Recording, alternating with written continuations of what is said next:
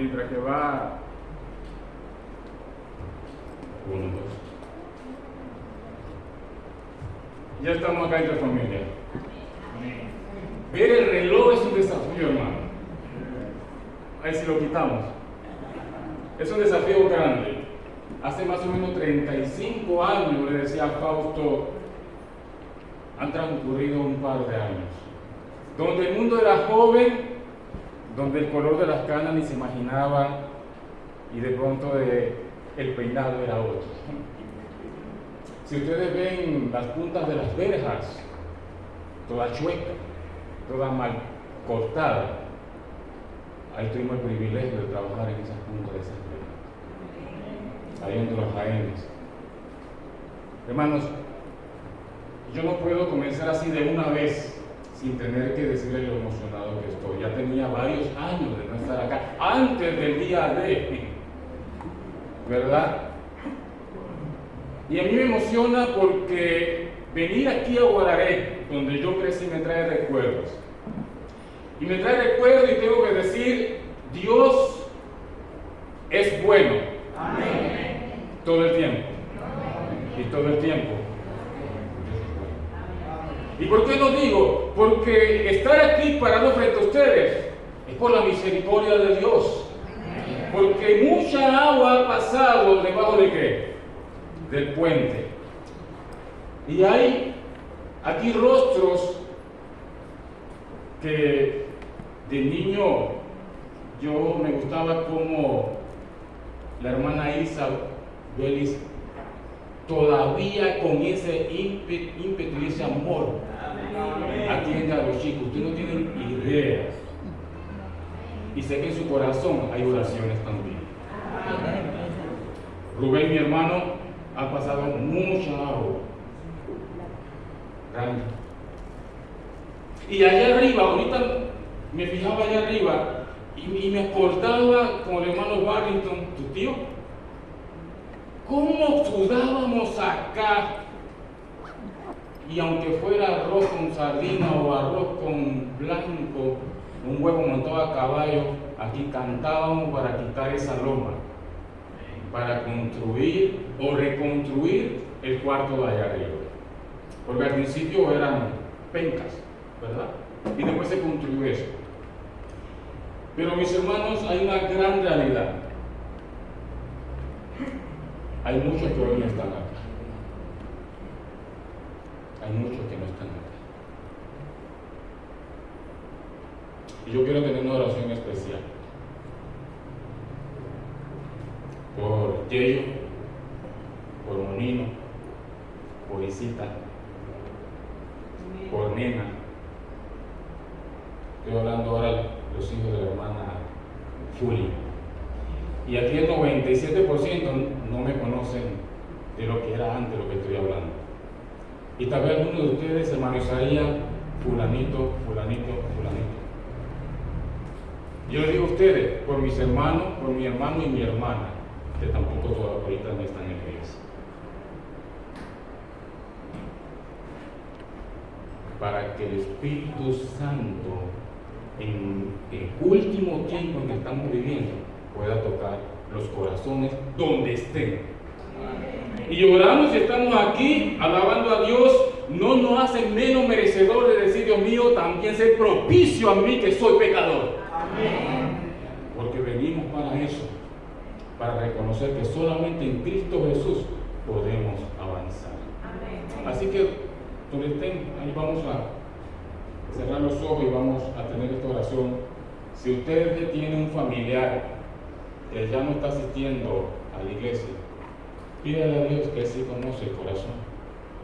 Oremos. Nuestro Padre que estás en los cielos, primeramente perdona nuestras faltas y nuestros pecados. Dios mío, todavía estamos aquí, algunos tal vez con años en la iglesia, otros con menos años. Y hemos venido hoy para escuchar tu palabra, sobre todo para escuchar el Espíritu Santo que habla en nuestros corazones. Y en este momento quiero pedirle, Padre, por todos aquellos jóvenes que entraron en mi tiempo, aquellos años que han entrado en la iglesia y en este momento no están asistiendo. Tú conoces la razón, Padre, pero imploramos al Espíritu Santo para que toque el corazón de cada uno y puedan, como el hijo pródigo, mirar al cielo y decir: he pecado contra el cielo y contra ti, voy a pedirle perdón a mi Padre. Señor, este es un trabajo del Espíritu Santo. Para aquellos pedimos en este momento, de todo corazón y en el nombre de Jesús, que tú puedas hacer con cada uno de ellos, Padre. En el nombre de Jesús, amén. Yo le preguntaba al hermano Fausto, ayúdame a recordar, no sé si ya yo había venido antes o después de 2020, yo creo que de antes. Yo le prometí a Dios que donde yo iba a predicar, yo iba a dar un pequeño testimonio. En el año 2020, el 14 de agosto, un viernes, después de la segunda visita de una ambulancia a mi casa, me sacaron prácticamente muriendo. Yo jamás pensé que el COVID iba a llegar, como muchos de nosotros jamás pensó que el COVID tal vez nos iba a llegar cerca y tocar la puerta y de pronto llevarse a un familiar, o que tocara la puerta tan fuertemente que nosotros éramos: aquí estoy, Padre. Ese viernes en la mañana yo todavía estaba mandando WhatsApp para mis alumnos, trabajando en el colegio, pero me sentía un poco con síntomas de resfriado, pero ya yo sabía que tenía COVID. Pero el cerebro niega. El cerebro dice, la mente dice: yo puedo, no pasa nada. Ese viernes me habían llamado un chat, me dijo: Isaías, un primo tuyo allá en Chiriquí de los Quinteros falleció. No pudo. Y entre esa mentalidad llamaron a la ambulancia y la saturación en la sangre decía 95. 95 todavía estaba en el rango de lo normal y ellos le dijeron: por protocolo no lo podemos llevar. Si se pone más mal, entonces llame, porque ahí está saturado el hospital y no podemos llevarlo. Fue como al mediodía, como a las 2, 3 de la tarde, me comencé a ponerme mal todavía y decía: esto ya no está bien. Así que mi esposa llamó, les alzó la voz, desesperación. Y ellos llegaron otra vez. Cuando me pusieron, me midieron el oxígeno en la sangre, marcaba 84. Un número hace mucha diferencia.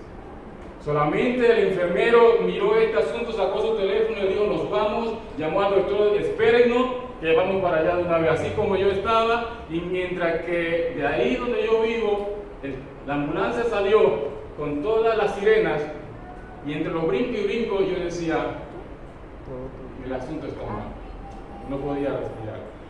Me esperó afuera, me esperaban los médicos, los enfermeros, me llevaron, y esas horas, hermanos, de esos 3 días, definitivamente vi lo que es la lucha entre la vida y la muerte. En esas horas, mis pulmones colapsaron. Los dos colapsaron, pero no había unidad.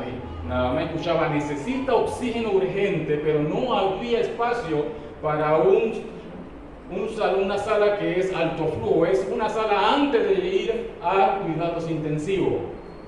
Y ellos decían: no hay. Pasaron las horas, trataban y no podía respirar. Cuando en eso dijeron: se ocupó un espacio porque falleció uno. Y nada más después una enfermera me decía el chisme. Yo decía: en ese momento, el problema es que habían 2 con las circunstancias que usted estaba. Y los doctores en aquel año, y en muchos casos, en muchos países, ellos decidían quién vivía y quién tenía de pronto una oportunidad o quién moría. Esa era la realidad. Y me dijeron: usted, por ser más joven, Usted, porque no tenía complicado con un otro cuadro, con otra enfermedad, se le dio el espacio a usted. Y cuando yo iba entrando, al lado veo a 1,5 metros, a un señor que estaba con ciertos equipos y todavía lo escuchaba respirando. Y cuando me pusieron la cama, que me pusieron el equipo, como que me dormí. Pasaron 2 o 3 horas tal vez, pero cuando yo abro los ojos, yo veo que el Señor lo están cerrando la bolsa blanca y que le están poniendo una etiqueta en el dedo gordo del pie. Y cuando yo veo el color de la muerte, ¿ustedes qué creen que yo pensé? El próximo soy yo. Y esa lucha, en ese momento, la humanidad me encogía, lloraba. Y yo decía, Padre, tengo 2 jóvenes.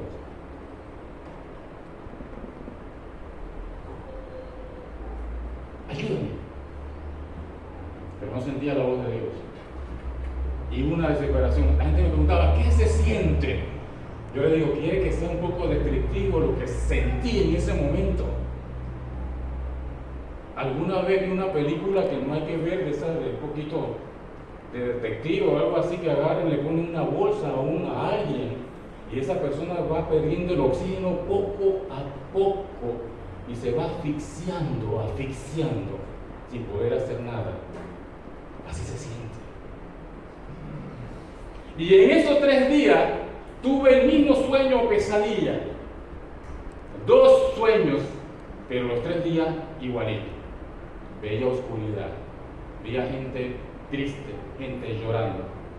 Y yo decía, llegó el momento. Hasta el punto de llorar y quedar en posición fetal.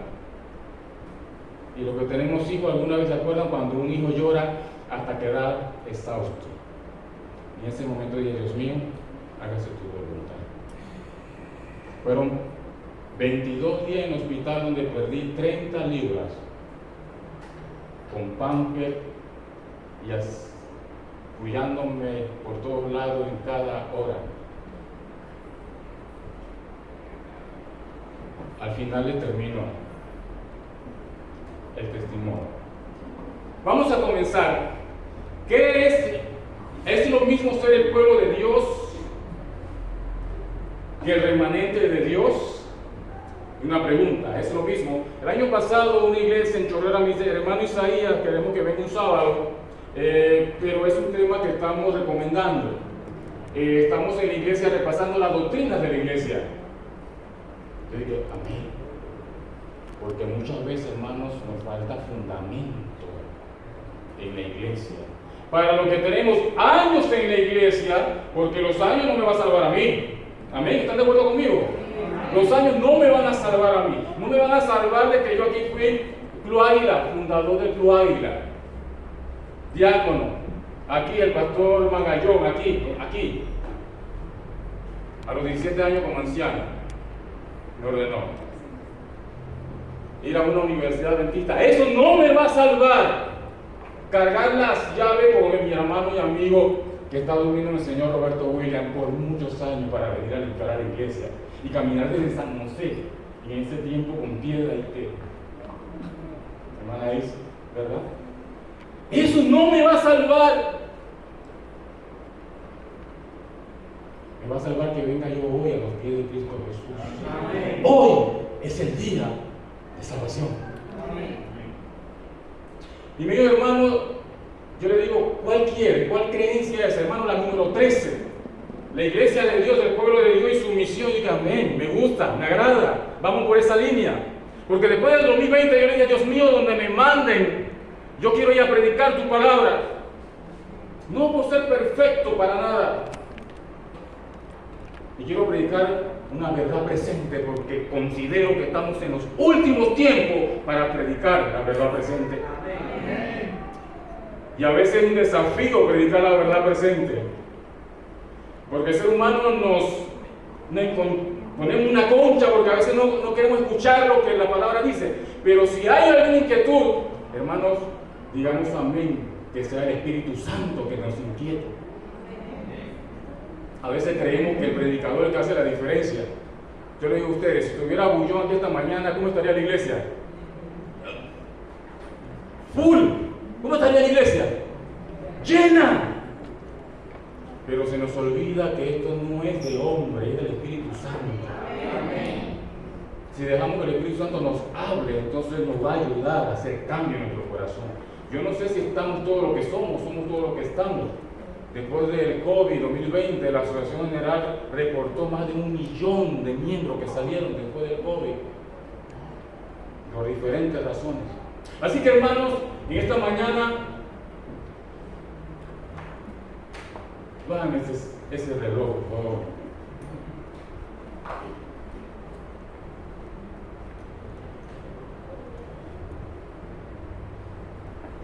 Es lo mismo ser el pueblo de Dios que el remanente de Dios. ¿Qué dice la Biblia acerca de un remanente? Hay un remanente histórico, pero también hay un remanente ¿qué? Profético. ¿Quiénes forman parte de ese remanente? ¿Qué característica tiene ese grupo llamado remanente? ¿Estará el remanente bajo ataque en los últimos tiempos por el enemigo? ¿Cuál es la misión del remanente para el tiempo del fin? Esa es una de las preguntas que quisiera que viéramos en esta mañana. ¿Es lo mismo o no es lo mismo, hermano? ¿Es igual el pueblo de Dios que el remanente de Dios? No es igual. Vamos a ver que a través de la historia Dios ha tenido un pueblo, ¿amén? Dios ha tenido un pueblo, claramente en la historia y por medio del estudio de la Biblia lo sabemos. Cuando Dios llamó a Abraham, Dios le dijo, haré de ti un ¿qué? Haré de ti un pueblo especial. Yo digo, tú vas a ser mi pueblo especial. Pero para que no te crea, la última Coca-Cola en el desierto. Y se creyó la última Coca-Cola en el desierto. Dios le dijo a Jacob, ya no te vas a llamar Jacob, sino te vas a llamar ¿qué? Israel. Te vas a llamar Israel. Israel va a ser el pueblo escogido y Dios llamó desde el principio y todo ese tiempo hasta el año 31 Dios tuvo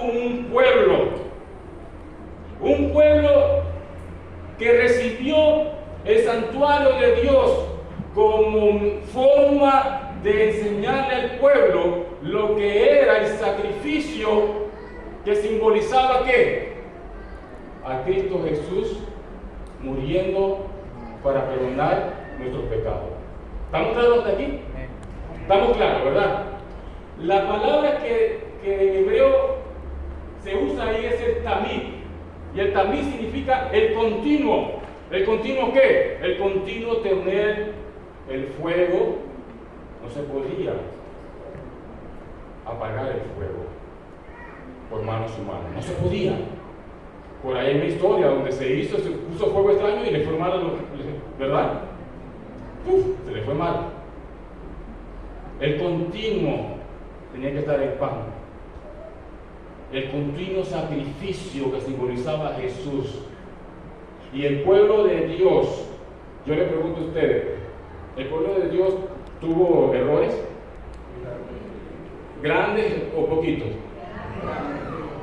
¿Bastantes? Bastante. El pueblo de Dios tuvo errores, cayeron.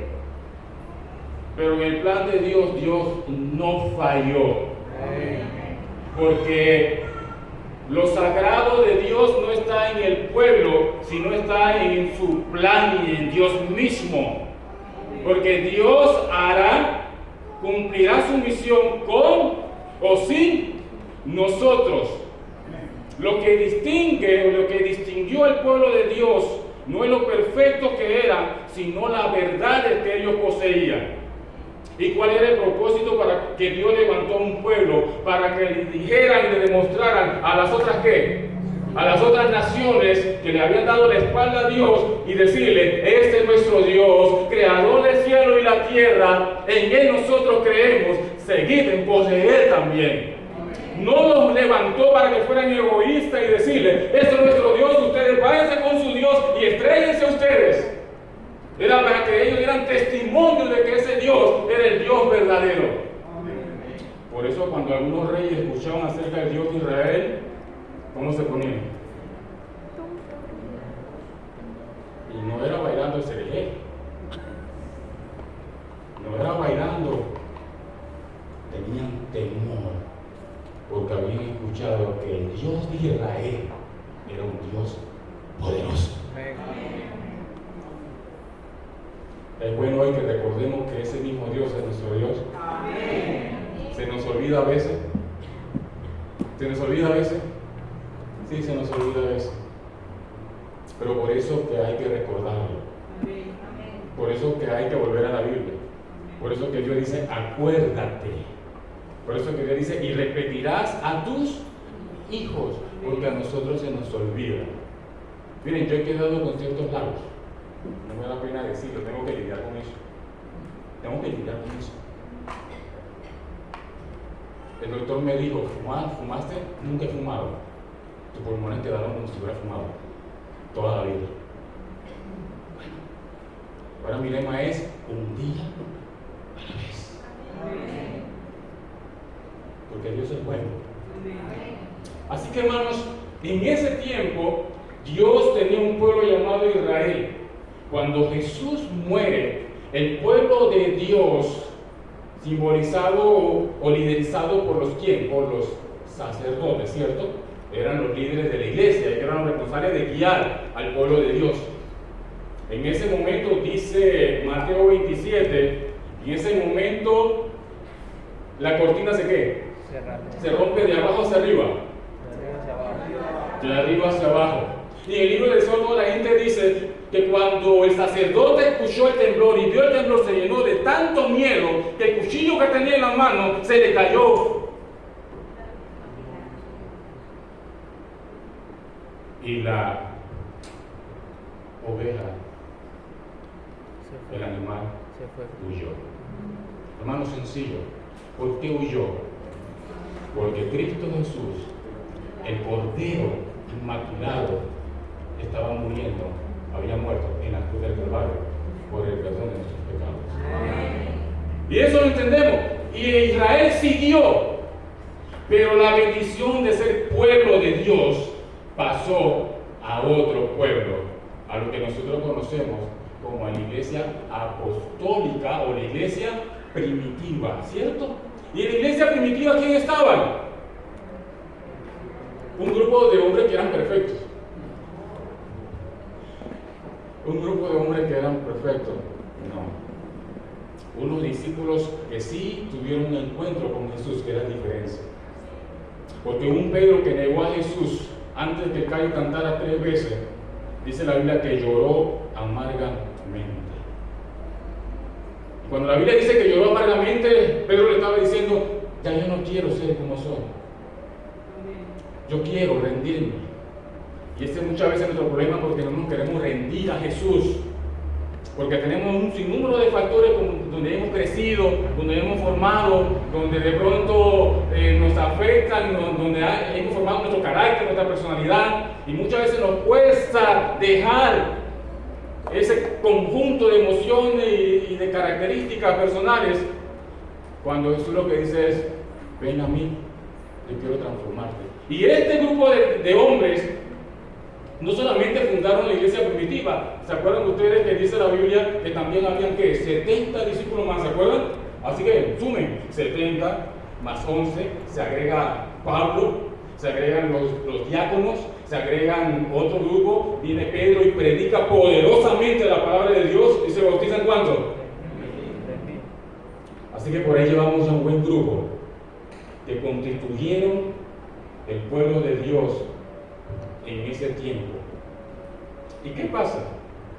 En ese tiempo, al pasar los años, también ese pueblo se corrompe. Apocalipsis habla de las iglesias, ¿se acuerdan? Y las iglesias, 7 iglesias, hablan las características donde las iglesias se corrompieron, los nicolaítas y todo lo demás se corrompen, y ya dejaron, esas generaciones pasaron, y más o menos unos 200 años esta iglesia también cae, y se cumple entonces una profecía que comenzaría desde el año 538 al año 1798, que es la profecía ¿cuál? La de los 1200 tardes y mañanas. 1260 años. Y en esa profecía, hermanos, hay una iglesia y una característica. Hay un pueblo, pero los teólogos le llaman un pueblo que no existe visiblemente. No existe un pueblo visiblemente. Y en ese tiempo de 1260 años, en ese tiempo que le llaman en la historia, le llaman el tiempo del oscurantismo. No hay pareciera presencia de Dios, hay un silencio total. Pero como por ahí hay una letra de una canción, cuando Dios hace silencio es porque está trabajando. Y los caminos de Dios lo va a cumplir. ¿Cómo sí? Porque Dios es un Dios perfecto. 1260 años, nosotros conocemos como adventistas que hay una visita, que le damos la bienvenida a la visita, porque hoy están aquí conociendo de la palabra de Dios. Hay más de 10.000 iglesias que derivan de la iglesia cristiana, y la pregunta es, hermano, ¿y cómo yo sé que la iglesia es verdadera? Lo vamos a ver con un versículo. Si usted quiere estar seguro de seguir viniendo a esta iglesia, es porque tiene un mensaje verdadero, un mensaje profético. Y la Biblia nos habla, el tema y la fórmula de día por año, sabemos, 1260 años, desde el 538 hasta el 1798, esta iglesia se mantiene como invisible. Pero entonces, en 1798, ¿qué pasa? El día mayor de conquistadores, todos lo sabemos, pasa algo, se cumple la profecía, sucede un acontecimiento que no es poco importante. Napoleón manda a un general llamado Berthier, y Berthier agarra al Papa Pío VI. Y entonces ahí se cumple la profecía, ¿verdad? Mi tema no es profecía profundo, nada más estamos haciendo hay un análisis para seguir en lo que es la línea del tiempo. 1798, también la Biblia decía que esa herida iba a ser ¿qué? Esa herida iba a ser sanada, y en Apocalipsis 13:3 dice: vi una de sus cabezas como herida de muerte, pero su herida mortal fue sanada, y se maravilló toda la tierra en pos de la bestia. Y en el año de 1929, esto tiene lucecita, ¿verdad? Sí, apriétalo, el centro. En el año de 1929, el Papa y el Estado italiano en el tratado a ver, ¿quién dio el Letrán? Además, le doy un premio después. En el tratado de Letrán se le da, el gobierno italiano le da el poder otra vez para que el Papa comience a reinar otra vez. Pero hasta ahí lo dejo, vamos a seguir. Ahora, el remanente y su misión. Apocalipsis 17 habla que el dragón, ¿quién es el dragón? Satanás, el diablo, la serpiente, el cochino, el sucio, el que no quiere que usted y yo estemos aquí adorando a Dios, el que pone cualquier cosa en el sábado en la mañana. O sea, ¿le suena algo familiar? Y usted dice: viernes, vamos todo bien, triste para la iglesia, Señor, gracias por estas horas. Y a primera hora del sábado algo, desde una media hasta cualquier cosa. Dice: ya adolescente más todavía. Soy. Es el enemigo.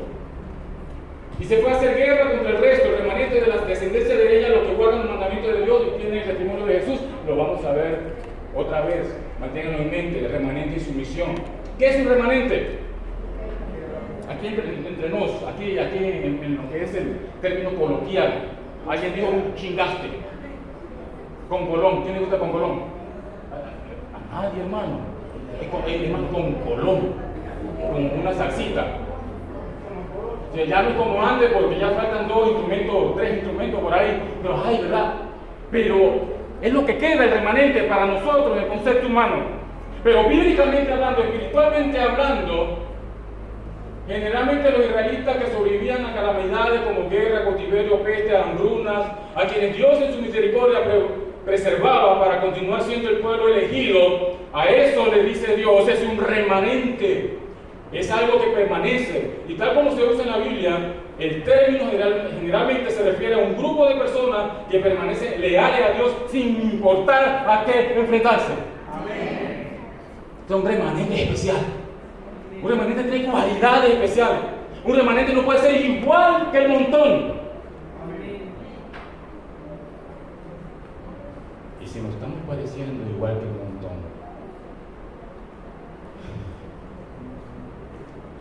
estamos en un problema.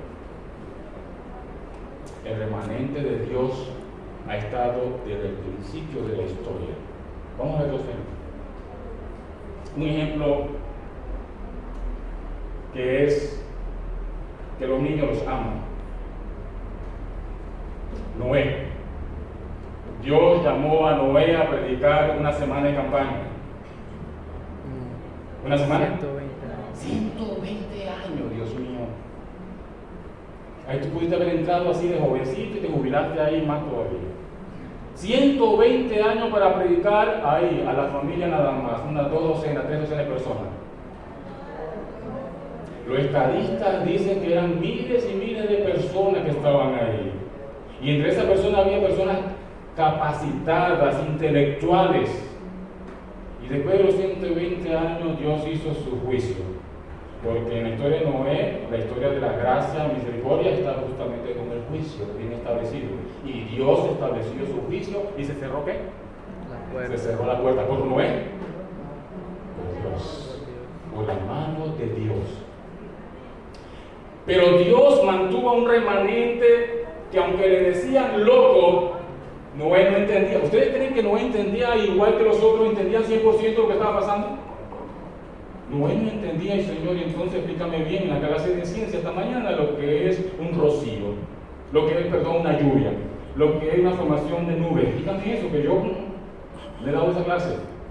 Pero dice que Noé creyó. Y eligió ser parte de ese remanente. Amén. Otro ejemplo, Elías, y vamos, falta mucho todavía, hermano. El remanente histórico, otro ejemplo, Elías había sido, tenía su poder ahí de haber alcanzado una victoria contra los profetas de Baal. Él mismo había dicho, se había relajado, había dicho, estos están ahí durmiendo, todo estaba bien, hubo el sacrificio, Dios se manifestó, pero en pocas horas Elías dice, hay una mujer que me dijo que me va a matar. Y no solamente que me va a matar, sino que me va a quitar mi cabecita. Y Elías se preocupó. Y miren ustedes lo que dice de eso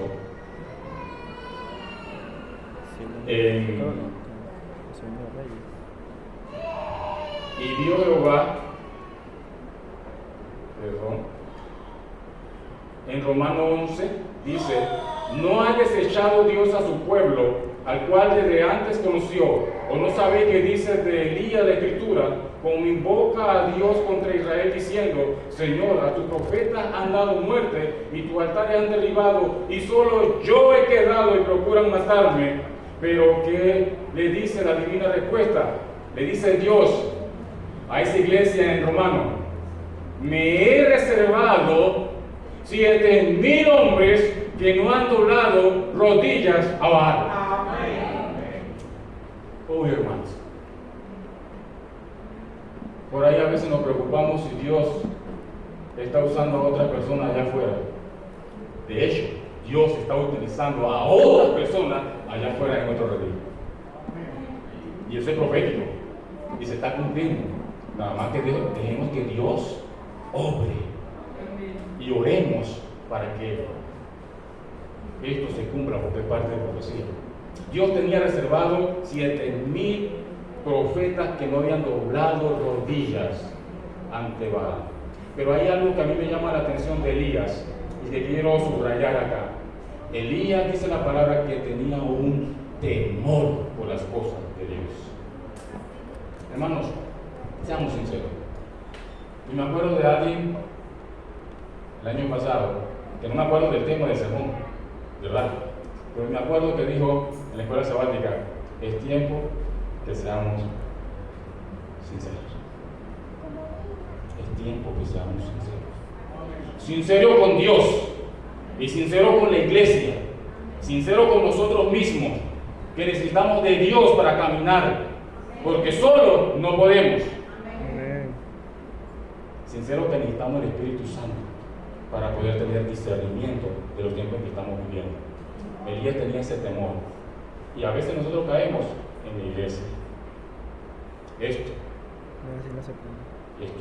está la presencia de Dios. Lo creemos. Y a veces caemos. A veces caemos con situaciones en las cuales hay que pedirle, Dios mío, perdónanos. Pero no hay que perder el temor de las cosas de Dios. Dice acá, hablando del remanente histórico, rapidito, Martín Lutero. ¿Lo han escuchado alguna vez de Martín Lutero? Padre de la Reforma, de Zwinglio, Juan Calvino. Toda esta gente en su tiempo predicaban verdad que, verdad presente. En su tiempo Dios los llamó. Y estos hombres, donde hay muchos más, muchos que murieron en la hoguera, estos hombres Dios lo tuvo en ese tiempo de los coratimos para llevar su palabra y para mantener principios que después en el tiempo Dios iba también a tener un mensaje para nuestros tiempos. Pero en sus tiempos ellos cumplieron el mensaje que Dios le había dado, porque Dios tiene un remanente. ¿Ok? Seguimos. Ok, el remanente en los últimos días. ¿Quién me lo lee por favor con voz de trueno? La madre, de acuerdo con las profecías bíblicas, principalmente las de Daniel y Apocalipsis, el remanente aparecía después de la gran persecución promovida por el dragón contra la mujer. Apocalipsis 12, 14 a 17.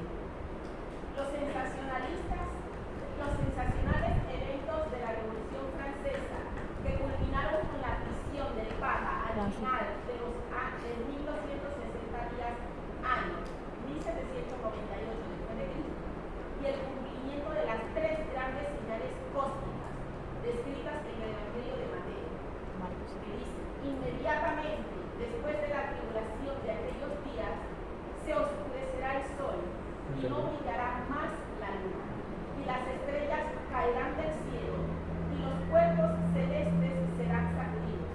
Se encuentra en Mateo 24:20. Condujeron a un gran avivamiento en el estudio de las profecías. Se observó una expectativa general en lo referente al inminente regreso de Cristo. Por todo el mundo, muchos cristianos reconocieron que el tiempo del fin había llegado. Daniel 2. Gracias, hermano. Eso quiere decir que el pueblo de Dios de los últimos tiempos iba a surgir en base de una profecía. Hermano Isaías, hay iglesias que guardan el sábado, sí, pero los soldados de la cruz, y hay otros que guardan el sábado, que tienen fecha 1000 y algo por acá, pero el pueblo que Dios iba a levantar surgiría de la profecía. Y esa profecía vamos a ver ahora rapidito. Un pueblo para el tiempo del fin. Después de 1798 vamos a ver el contexto de Apocalipsis.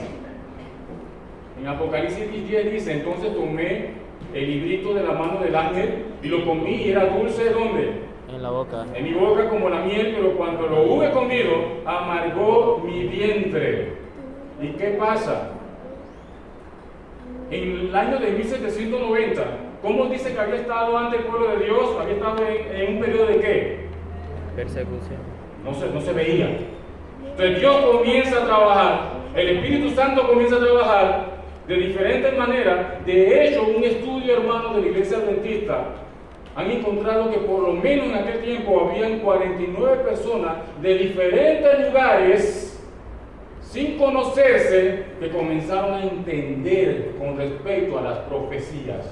Dios iba guiando a su pueblo como una mano invisible guía un barco. Ese es nuestro Dios. Y Dios estaba preparando un pueblo para este tiempo. Y en 1790 Manuel Lacunza escribió La venida de Jesús en gloria y majestad. Comenzó un sacerdote a tener sus propios estudios y a concluir que había profecía declarada para los últimos tiempos. En 1800 el obispo Wilson de Inglaterra también concluyó, y también sus propios estudios lo llevaban allá.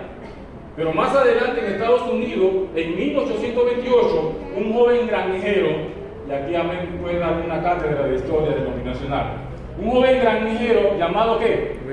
Guillermo Miller, comenzó a estudiar, comenzó a interpretar, y el Espíritu Santo le comenzó a dar luz, y cuando comenzó a predicar, lo invitaron a predicar más y más y más, y comenzó a poner la semilla acerca de este mensaje. Pero dice Apocalipsis, dice que hubo un despertar, hermanos.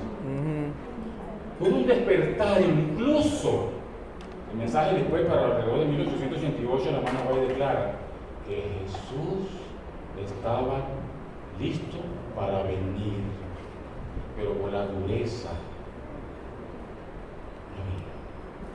Tremendo. Y hubo un gran despertar.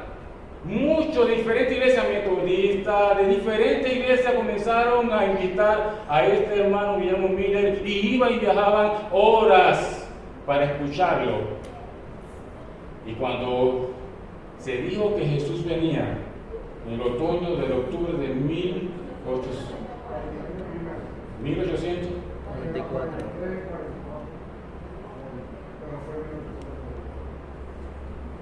¿qué dice el versículo? Comí el librito. ¿El librito era qué? Dulce en la boca. Usted ve por dónde vamos amarrando. Y cuando vino esa fecha que todo el mundo estaba esperando, habían vendido todo.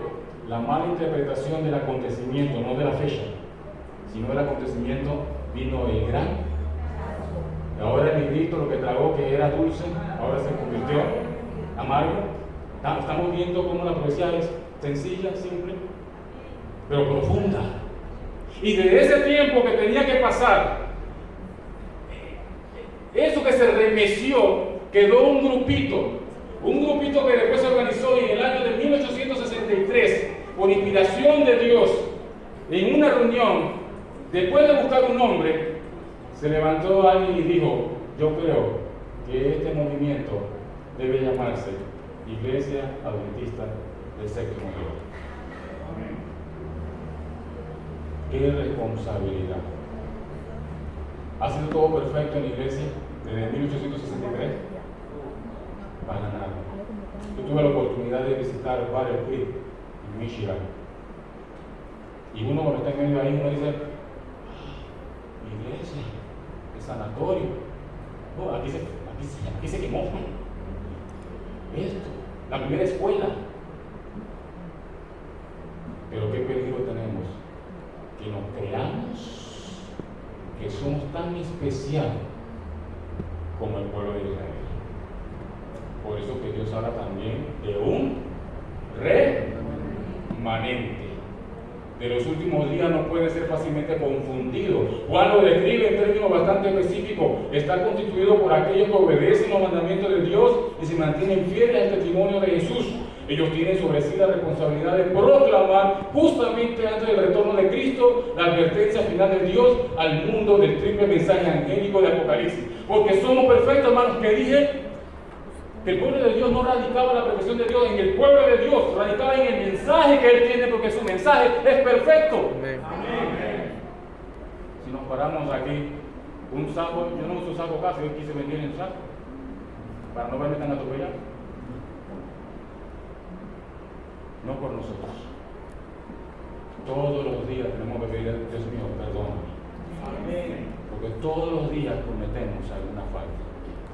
Pero Dios nos da el privilegio de ser instrumento, aunque seamos imperfectos. Amén. Y tener celo por las cosas de Dios. Amén. Hermanos, ¿por qué? Porque el enemigo no juega. Yo le pregunto a ustedes: ¿están pasando cosas en el pueblo de Dios? ¿Saben cuál es el problema que tenemos? El problema que tenemos de pronto es que sabemos que están pasando cosas en el pueblo de Dios, pero muchas veces nuestra actitud es: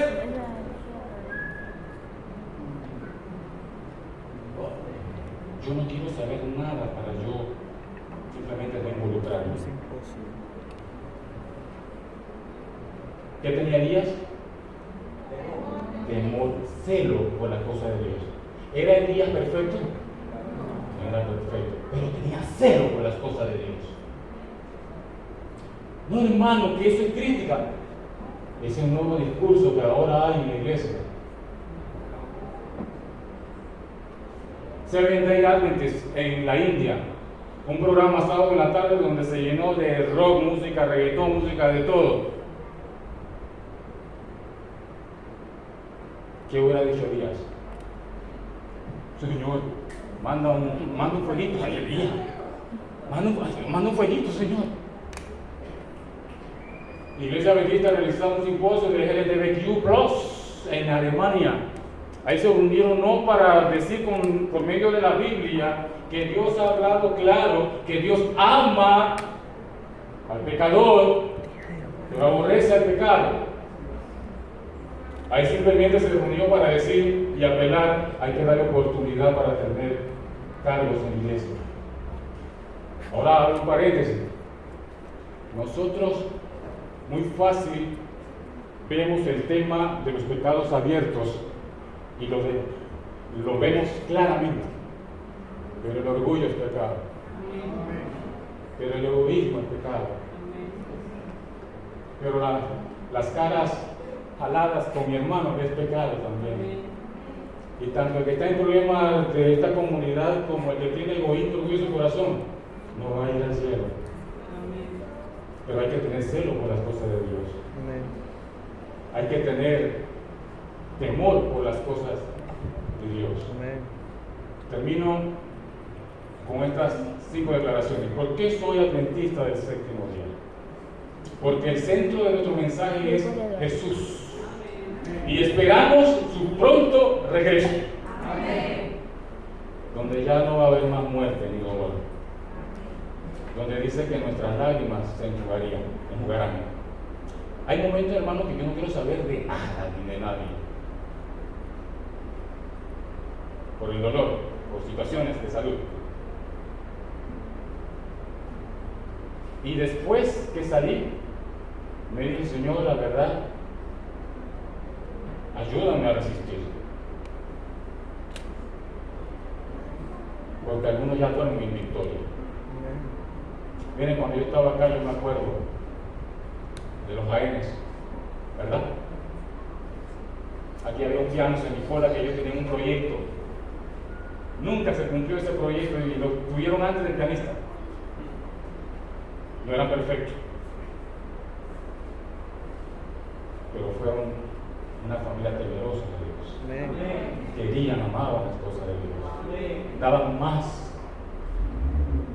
Me acuerdo, la última ocasión que fui allá, David me dijo, Isaías, llévame adentro que ya tengo algo de frío, y lo agarré.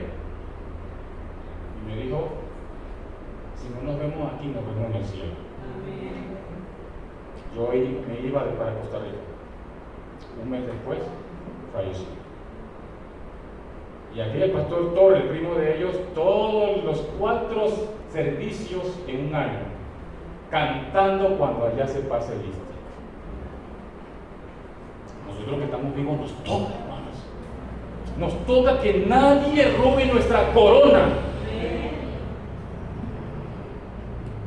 Porque soy parte de un pueblo que lo adora en espíritu y en verdad. Hermano, a veces esperamos que alguien nos diga si esto es bueno o esto es malo, esto es bueno o esto es malo. Cuando usted estudia su palabra, cuando usted ora, cuando usted le pide al Espíritu Santo que le dé discernimiento, usted sabe si un programa que tiran humo, si un programa que ponen un montón de luces, usted va a saber que eso no agrada a Dios. Es fuego extraño. Porque Dios quiere que la adoremos en espíritu y en verdad. Porque su doctrina y creencia están basadas en la Biblia y estas me enfocan en la salvación. Porque somos un movimiento profético. Nosotros no salimos del sombrero del mago, hermanos. Nosotros no salimos de abra cadabra. Nosotros salimos como parte de una profecía. Amén. Y tenemos una misión que cumplir y es llevar la palabra de Dios a otros. A otros. Hermanos, búsquese con 2 o 3 hermanos y cómprese un libro de Camino de Cristo. Mantenga un librito ahí en el carro. Y déselo a la persona que el Espíritu Santo le impresione, porque el Espíritu Santo hará. Porque entiendo que tengo una misión, y esa misión es servir a otros para su salvación. Voy a dejarlo acá. Y ojalá que el Espíritu Santo haya tocado nuestros corazones para prepararnos y tener celo por las cosas de Dios. Amén. Amén.